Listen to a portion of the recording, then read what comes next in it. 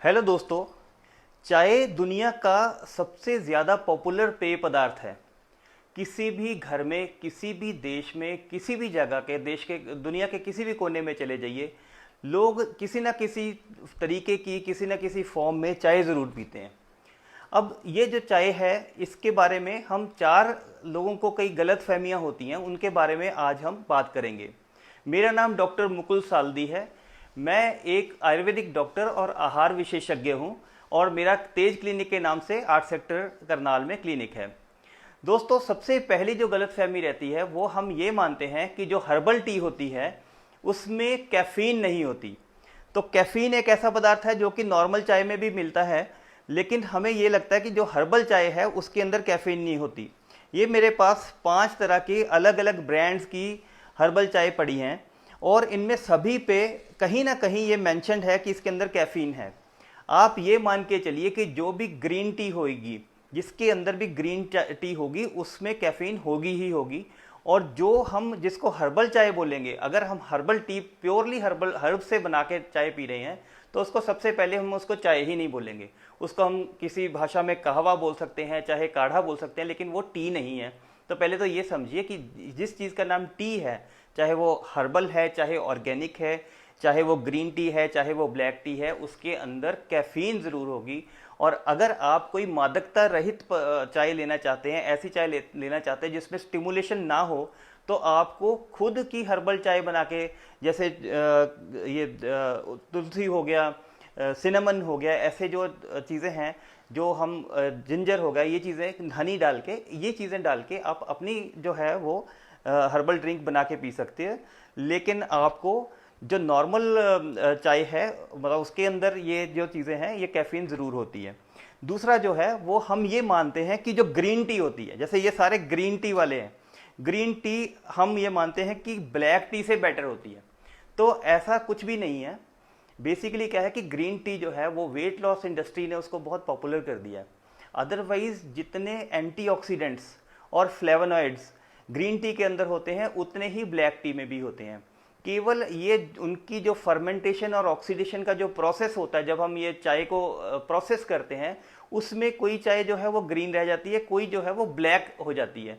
तो हमें लगता है कि ये दो अलग अलग तरह की चाय हैं। बहुत लंबा चौड़ा डिफरेंस ग्रीन टी में और ब्लैक टी में नहीं होता। अगर आप उसके लिए अपनी किसी भी फायदे के लिए अगर सोचते हैं कि एंटीऑक्सीडेंट्स के लिए आपने चाय पीनी है या किसी चीज़ के लिए भी पीनी है और आपके पास ग्रीन टी नहीं है, तो आप ब्लैक टी का 1 चम्मच जो है वो बॉइलिंग हॉट पानी में डालिए और उसको 2 मिनट के बाद उसको पुन के उसके अंदर जो भी आप लेमन डालना चाहें, जिंजर डालना चाहें, कुछ भी वो डालना चाहें वो डाल सकते हैं और आपको उतना ही फ़ायदा करेगा जितना कि ग्रीन टी करती है। अब सबसे इंटरेस्टिंग जो इसका जो एक गलत फहमी है, जो मेजॉरिटी लोगों को भी होती है और शायद अगर आप वेट लॉस कर रहे हैं तो आपको भी होगी, कि लोग सोचते हैं कि ग्रीन टी से वेट लूज होता है।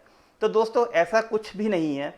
वो थ्योरेटिकली ऑन पेपर तो हमें लगता है कि इसमें स्टिमुलेशन होती है और इसके अंदर जो है ये हमें मेटाबॉलिज्म को बढ़ा देता है, तो इससे वेट लॉस होना चाहिए। लेकिन जो वो उसके स्टिमुलेंट्स होते हैं ग्रीन टी के अंदर, जो उसको मेटाबॉलिज्म को थोड़ा सा इंक्रीज करते हैं, उसका असर 10-15 मिनट से ज़्यादा हमारी बॉडी में नहीं रहता। और वो भी कोई बहुत ज़्यादा आपकी कैलोरीज बर्न नहीं कर देंगे जिसमें कि आपको सब्सटेंशियल लगे कि वेट लूज हो रहा है। तो बेसिकली क्या होता है कि ग्रीन टी पीने से हमें वेट लॉस में सहायता कहाँ पे मिलती है, वो इस प्रकार से मिलती है कि जब हम नॉर्मल चाय बनाते हैं तो हमारा एक ट्रेंड है, हमने एक प्रथा बना रखी है कि चाय के साथ बिस्किट या रस या कोई नमकीन या भुजिया, ऐसी कोई ना कोई चीज़ हम ज़रूर लेते हैं चाय के साथ।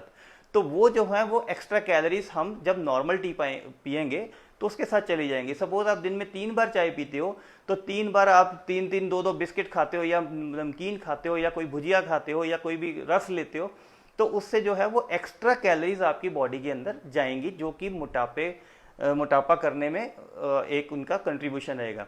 दूसरा ये होता है, जब हम नॉर्मल चाय बनाते हैं हम कभी भी बिना दूध डाले नहीं बनाते।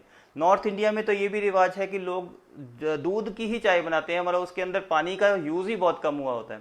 तो बेसिकली वही बात है कि अगर 3-4 कप अगर चाय के पी लिए, तो लगभग आपको 1.5 से मतलब 1 लीटर से थोड़ा सा ही कम जो है वो 750 ml के करीब आपके अंदर दूध जो चला जाता है, जिसकी कि वो एक्स्ट्रा कैलोरीज होंगी। और दूसरी बात है कि जब भी हम चाय बनाते हैं तो उसमें 1-2 चम्मच अगर चीनी डालते हैं तो 3-4 कप अगर अपने चाय के पी लिए तो उसके अंदर समझ लीजिए कि 7-8 चम्मच आपके अंदर चीनी के भी चले जाते हैं। अगर आप वो 3 कप्स को ग्रीन टी से रिप्लेस कर दोगे तो ग्रीन टी जब पियोगे आप ना तो उसके अंदर चीनी डालोगे, ना उसके अंदर आप दूध डालोगे, और ना ही उसके साथ कोई बिस्किट विस्किट खाओगे। तो इस प्रकार से जो है हम जो है वो जो है ग्रीन टी का इस तरीके से बेनिफिट होता है। अगर ग्रीन टी आप सोचे कि अपने आप आपका वेट लूज करा देगी तो ये एक मिथक है, एक गलत फहमी है, ऐसा नहीं है। आगे आ गया लास्ट जो है वो दोस्तों ये कि हम आजकल ना मानने लगे कि जो ये टी बैग्स होते हैं ये जो है नॉर्मल चाय से बेटर होते हैं, जो नॉर्मल चाय की पत्ती होती है। तो ऐसा जो है ये बिल्कुल भी नहीं है, बल्कि उल्टा जब हम चाय की पत्ती बनाते हैं तो जो सबसे लंबी पत्ती वाली चाय होती है वो सबसे सुपीरियर मानी जाती है। उसके अंदर एंटीऑक्सीडेंट्स और फ्लेवोनॉइड्स सबसे ज़्यादा होते हैं, उसका अरोमा सबसे बढ़िया होता है। बाद में आ जाती है जो थोड़ी सी छोटी पत्तियां होती हैं, आपने बाजार में भी देखा होगा, जो लंबे पत्ती वाली चाय होती है वो महंगी होती है, जो छोटी पत्ती वाली चाय होती है सस्ती होती है। जो उसके अंदर बिल्कुल ही पाउडर बच जाता है उसको टी बैग्स में डाल के बेच दिया जाता है, और हम सोचते हैं कि शायद ये उनसे ज़्यादा सुपीरियर होगी जो नॉर्मल चाय की पत्ती होती है। तो याद रखिए जितनी बड़ी पत्ती उतनी ही अच्छी, उतनी ही बेहतर चाय। तो दोस्तों ये थी 4 गलत फहमियाँ जो हमें चाय के बारे में अक्सर रहती हैं। आपको इनमें से कौन सी गलत फहमी थी ये आप कमेंट सेक्शन में ज़रूर लिखिएगा, और अगर आपको कोई वीडियो पसंद आया है तो उसको लाइक ज़रूर करिएगा। Thank you so much.